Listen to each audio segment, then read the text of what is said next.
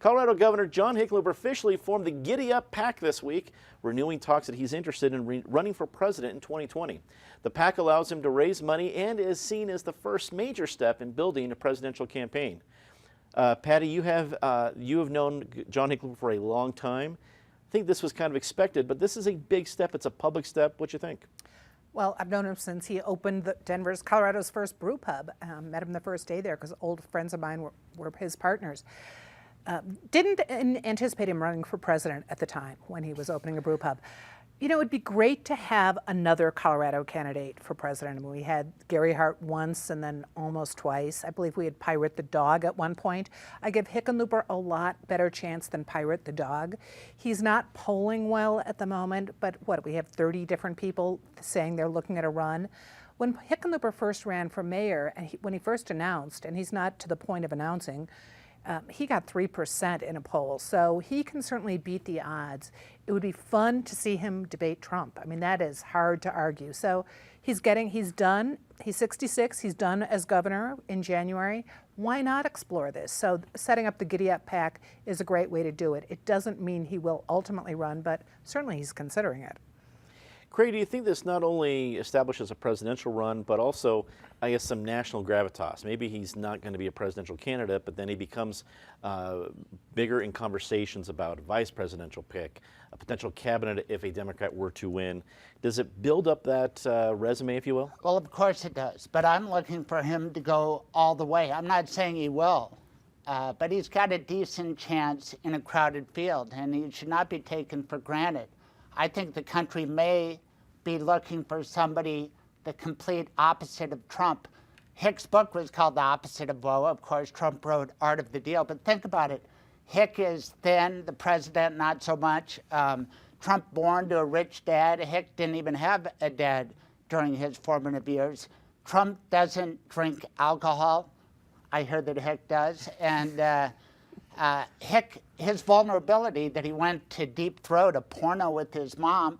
Donald Trump had sex with a porn star while Melania was being a mom to Barron. So it would be quite a contrast. And speaking of presidential wives, Robin Pringle is putting a pep in his step. I've talked to him about it. He acknowledges it.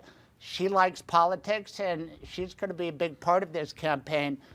Think about Nathan Dunlap, though. Will he go all the way before he leaves office and give a reprieve? If Jared Polis is the governor, he may not have to, but I'm just thinking that he can't do anything that controversial, or maybe he can to get the Democrat primary vote.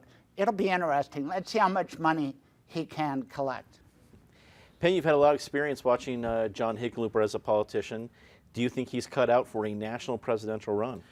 Well, we may find out. You know, clearly forming Giddy Up is the prelude to a run. It allows him to sort of travel around the country and get a sense of where his support base is in terms of votes and, more importantly, money. I think John has a unique challenge, which will be interesting to see how this plays.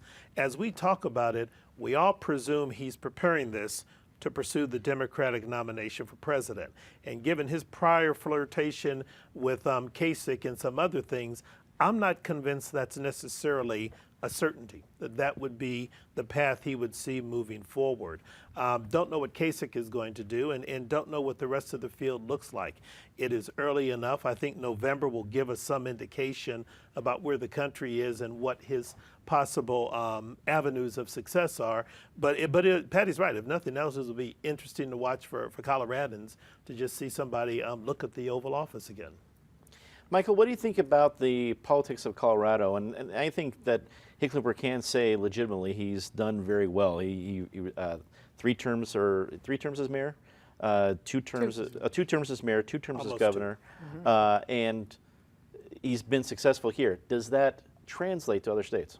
Well, I think he's popular here. That's, you know, every poll will show that. But I also think there's not a lot of people talking that are excited about him running for president that I've talked to, besides his staff, besides the media following him around. I'm glad he's thinking about running. I think somebody needs to get 8th in the Democratic primary. And it reminds me a lot about the 2012 Republican primary, where you had 11 candidates at some point that were leading in the polls. I think that, you know, for the Democrats coming up in 2 years, it's going to be very similar to that.